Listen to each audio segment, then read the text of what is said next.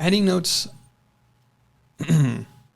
adding notes to your slipbox is going to be a multi-step process, and it's going to be useful if we just walk through what it would be like to add a note to a physical version of the slipbox. It'll give you some mental imagery to draw upon as you start to add them into your digital version. So in the physical version, what you would do is you would take a number of permanent notes, and they would be essentially in a slipbox. And the slipbox is just, like a little box for indexes, index cards that you would have in there, and it would be filing them one after another. So let's just assume that you've taken 3 or 4 different permanent notes, and they're all just kind of, numbered 1, 2, 3, and 4. And then you take a 5th note, and you realize that this particular note is more related to note 2 than it is to note 4. So you would, in that case, if it was more related, you would begin a sequence. And so a sequence would say, okay, well, this note is more related to note 2 than it is 4, so I'm going to name it 2A and file it after note 2. However, if that's not the case, and it's not related closely to any ones, and you're not going to start a sequence, you would just number it 5 and put it at the very, very end of the slipbox. The next step in the physical version is you would create notes to other notes. So let's say you filed it as 2A, and it's loosely kind of connected to note 4. It's got a similar idea, and it supports the argument, but it's not directly related. It's not building upon that same argument. You could add a little indicator on the bottom. You would put note 4 as a link at the bottom left or something like that, somewhere on there to remind you that this particular content is related to that one. And Obsidian, that would of course be done through the linking mechanisms there.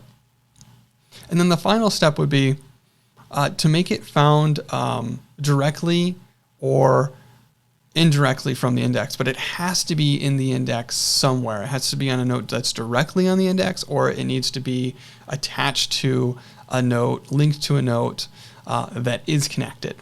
So for an example, say 2 was already in the index next to a keyword, you wouldn't need to put 2A inside the index, because you would find 2A from 2 that's already in the index. But again, if you didn't put it in the index, in the physical version, it would just be completely lost. We have a little bit more control in the digital version where we can search for the contents inside of the note, and we can search for the name of the note if we can remember that. But remember, it's good to keep in mind in the physical version that was not possible. And so the index is very important to make sure that you keep the link structure integrity there. Now this process is slightly modified in the Obsidian version. We're going to still add the note directly behind one. Now, if you do the sequencing, you name the notes with the prefixers, and you start to add the branching at the end, the file names will start to organize the files on the file system in alphabetical order. So you can emulate that to a degree where they're chronological. And if you're using timestamps, they're all going to be front to back and stuff like that. They're going to be chronological. But as you'll see as we start to use the system, you won't actually browse it like a file system. You'll browse it through the links and through the notes and the connections that come up in there.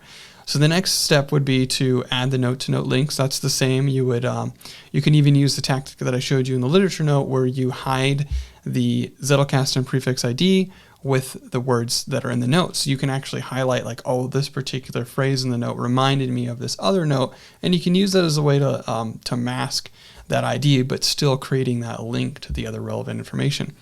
And the final step is to add it in an index. And the index is a note that we'll create. It'll be our central entry point into all of the knowledge in our Obsidian vault and in our knowledge base.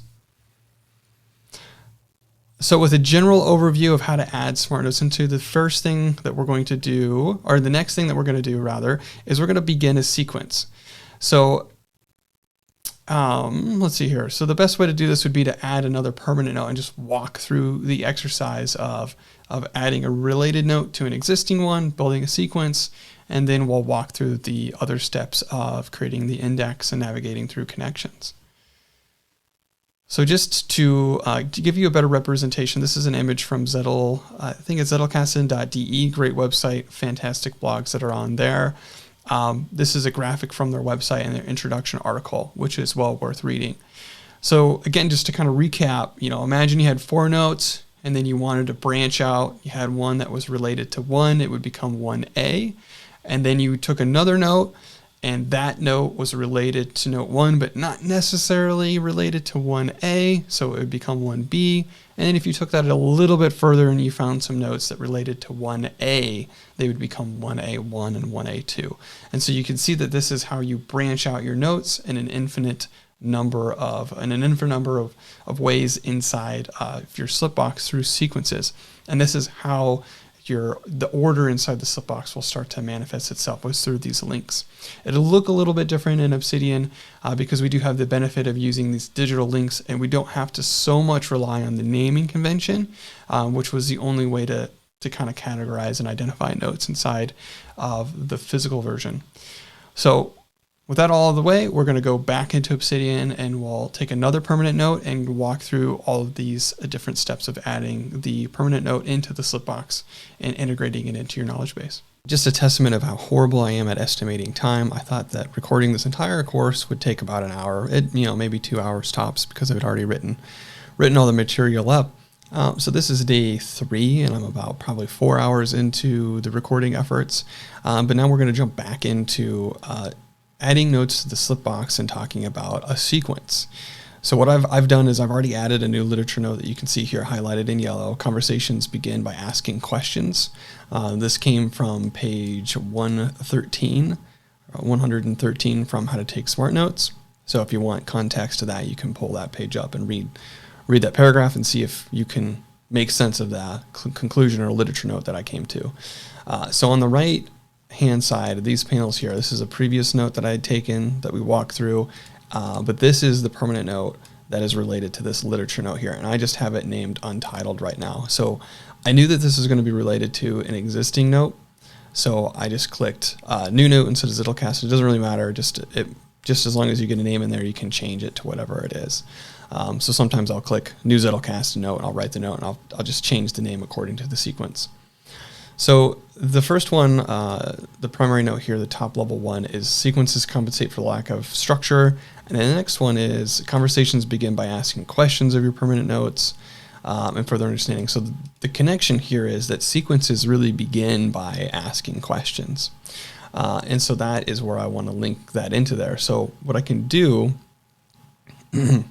as I mentioned prior, is you could either just link it arbitrarily in there, and then this would actually start to add a backlink. So if you expand this up, you could come to here to this Untitled, and you'd see that it has a backlink to this note ending in 235.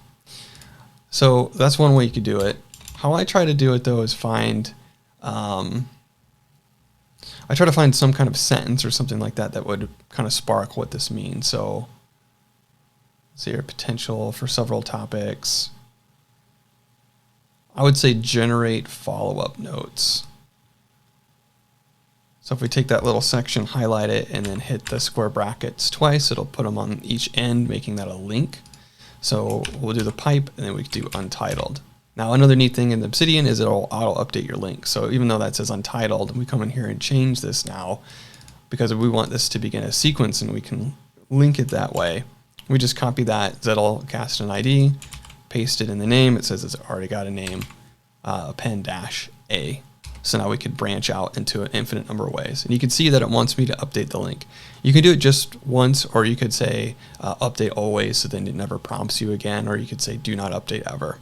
But I recommend they always update, so that way all your backlinks are getting updated, so that way you don't have to worry about that. So now you can see that Untitled changed to the sequence ID-A. So that's adding notes into a sequence.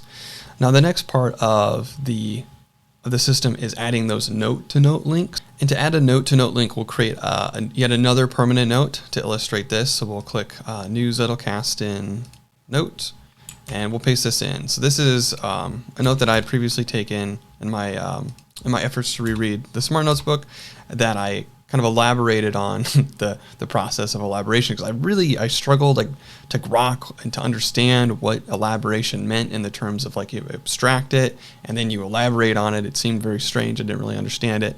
And so what I came to understand it as is it's really the most efficient way, a method of understanding a topic is you really think about it. What really sparked this for me and solidified it when I was reading some literature on the Feynman technique, where he just kind of consumes a bunch of information, he learns a lot about it, and then he starts to just dump everything he knows on the page, and through the writing those out, he finds the gaps in his knowledge. And then he goes back to the research and refines it, and that I was like, I think that's what they mean by elaboration, is you've taken this idea out of the context of its material. Now it's kind of abstracted, and now you want to elaborate on it, and just that idea from your own understanding, so you can capture it and you can identify through writing the external effort of writing where your gaps are. And that famous phrase, writing is thinking. Even in the Smart Notes book, he pulls a piece of Feynman when he was being interviewed, where the person saw all these notes on their desk, and he said, "Oh, this is great that you capture all your ideas." And Feynman pushed back and said, "No, those are actually my thoughts. That's my thinking. My thinking is on paper. It is because of writing that I am able to think." And so then I kind of condensed it down, and my understanding was it takes time to think about the meaning of something, and to connect it with other ideas solidifies understanding, which leads to real learning instead of kind of like artificial. You have pointers. So if you know where to find information on the internet, you have a pointer to the information, but you've not internalized it. You don't understand it fully. And so then each note in the slip box forces you to confront the gaps in your own understanding, and there is the exercise for elaboration. So that's my little note on that. Again, that's the new note that we're going to have for the slip box to create a note-to-note link. So this one, while it is not exactly like building upon, we'll open up the other note here for reference, but if we kind of filter through our slip box, there should be, right here, I passed it. So there's the writing the perpendicular note is an abstraction, and so if we open up the most recent one, these two are connected, but they're not necessarily like building off each other. Abstraction isn't part of elaboration. It's a prerequisite, more or less. And the same is true the other way around. So let's clean up that little mess there. And I forget what page I got this from in Smart Notes, so I'll leave that link out. But maybe I'll just put a link, how to take Smart Notes. There's a little indent there, some spacing issues. There we go. So it's definitely from How to Take Smart Notes, a combination of other things. So now what we can do is link them. So what made me connect this is when I was writing out this note, it said, make it usable in a general sense. That made me think of elaboration, because that elaboration is what makes it useful in that sense. So if we type 83, put a pipe symbol in there, it's probably a little bit difficult to say or to see, but a pipe is that symbol right there. So if you can't see it very well, it's just that bar. That's what allows you to do the alias. So if we do 830, click that, now we can just click into that and we're into the elaboration note. And if we go to the elaboration note and we check it, take a look at the backlinks, we can see that it is referenced in that note. And that is how you create note-to-note links in Obsidian.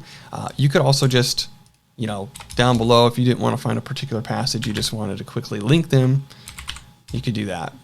Now, this is cool because you can also do a local graph view. I haven't showed you the full graph view yet because it's not very fancy unless you've got some notes in there. But this is kind of what it looks like. So there's the backlinks, which is useful, but what is helpful in the visual sense is to see the local graph. So now from this note, I can see its connections clear as day in this graph view. Where I'm like, okay, well, this node is here, this is connected. And if you hold down Command or Shift in Windows, you can actually see the contents of this. So I could see my literature notes in here and this. So you can imagine as this gets more and more defined, and these notes don't have names, and that's a drawback of this particular method of not naming the notes. But I can hover over them and I can see their contents and be reminded. So in the process of writing, it's a lot easier to identify what it's connected with. In the physical version, what you do is you would go and you'd find the particular note, then you'd go pull out all their connections and you would put them on a tabletop or some kind of desk that you would have so you could see them and read them. This simulates the same thing, but with a nice visual representation of where all the connections are. So enough of that. That is note-to-note connections. The final step in adding the notes to the slipbox is to add them to an index, which we don't have yet. So let's go ahead and we'll create an index and we will put those all in there. Because if you notice, it's a little painful now to find that note. I had to shuffle through. There wasn't a way to navigate this knowledge other than the file system. And this is the biggest benefit of using the digital system and using links and navigating through those. But before we can even do that, we have to build those highways and those roads, and that all starts with the index. So let's go ahead and create the index. We'll close out all these notes. So if you're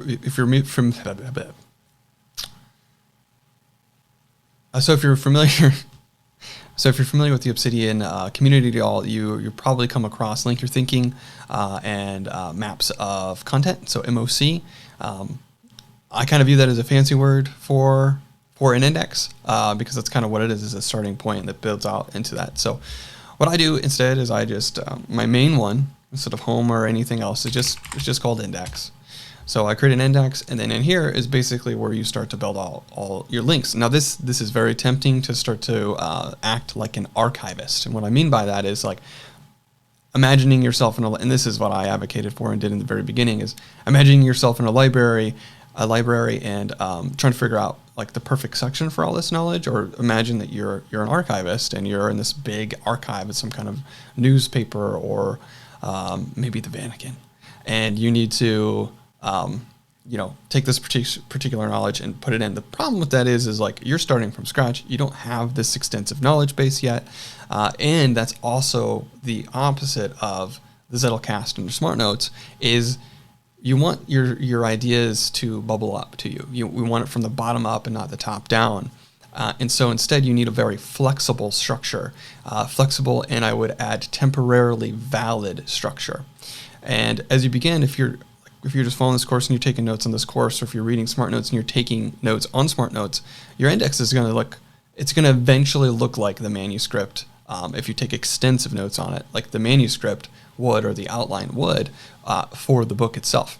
And that's kind of the whole point, is as your branches of knowledge develop, you are in these notes and these index notes and structure notes, which we'll talk to about next, you are building out kind of the really rigid outline of your future writing and text, or in your knowledge too.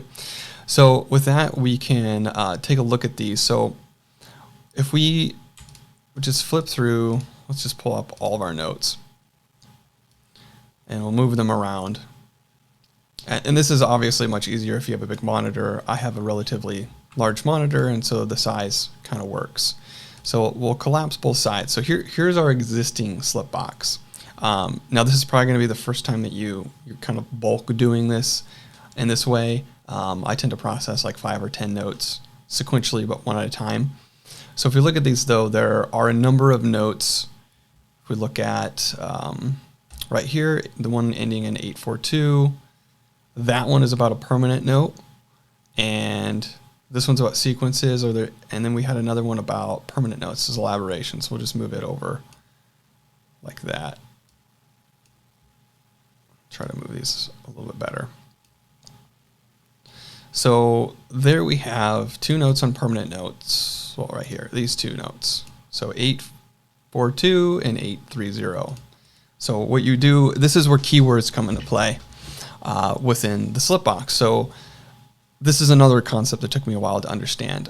Keywords, you kind of thought, when you think of keywords today, you think of the things that you type into Google, you think of keyword engine optimization, SEO, and things that would help you navigate in that type of a world. In this terminology of a keyword, it's a little bit different. You want to have something that is broader than a single note that you can attach things to, so that way you can build on that idea, and eventually it might even turn into a structure note or a sequence or something like that would attach many ideas.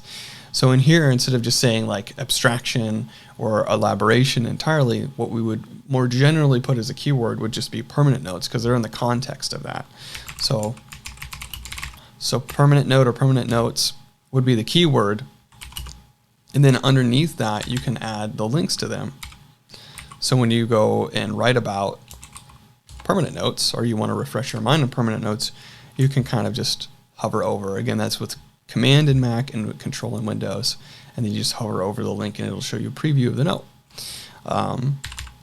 So now we're building out that knowledge base for permanent notes. The other ones we have are around note sequences. I think I spelled sequences right. So we've got one note on that.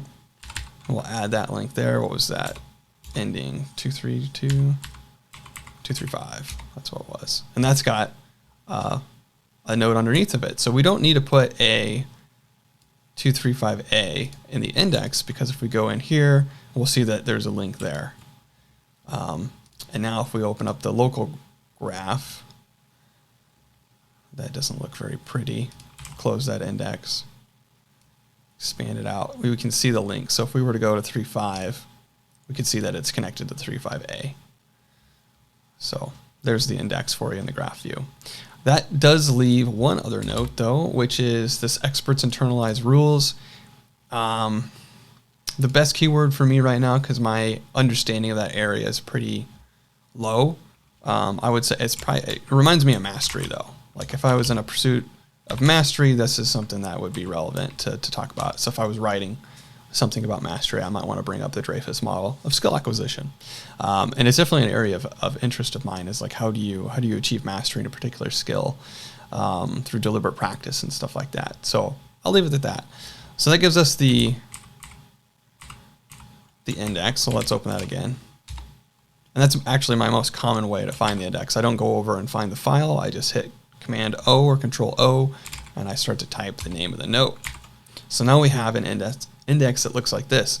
So instead of browsing over here on the side and flipping through all the notes, we can go to the index. So now that everything's kind of taken care of, we could move all of these into the slip box and clean up the root directory. So I very much use the root directory, which is the top level, as kind of a staging ground. So if I typically will write kind of 5 to 10 permanent notes, and then I will, in a separate time block, or after I'm done writing all my notes, I will go through the process of adding them to the index and adding links, because it's a different type of attention, and it helps me to process them better instead of writing a note, going to the next one, and doing a shorter cycle. The benefit of this system, though, is if you only have time to write one note, you can go all the way through the system and catalog it. It's just all around how you manage your time. So that is how you create the index and the notes from the index. Again, the sequences are what allow you to build up those ideas in there. So sequences has already got 2 notes under it, even though one's showing in the index. But there is another way that you add structure to your slipbox, and that's through organizing it through structure notes, or what's also called a hub note. And that's what we'll talk about in the next video.